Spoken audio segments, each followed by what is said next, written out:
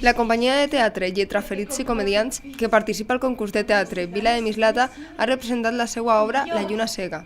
Aquesta companyia de Gandia ha escollit una adaptació de l'obra de Juan Copete, que tracta un tema de molta actualitat i importància com és la memòria històrica.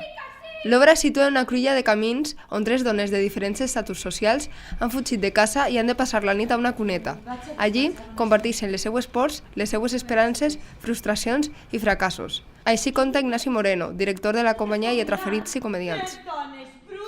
L'autor ha volgut ens situa en una cruïlla de camins on tres dones de diferents estatus socials, com és una mestra, una anarquista llibertària i una ama de casa, tenen que fugir de casa i passar la nit a una cuneta i conten les seues pors, les seues il·lusions, els seus somnis, la seva vida i ahí es desenvolupa tota l'obra, en una cuneta, tan anomenades i malauradament tan plenes de tombes, de gent oblidada.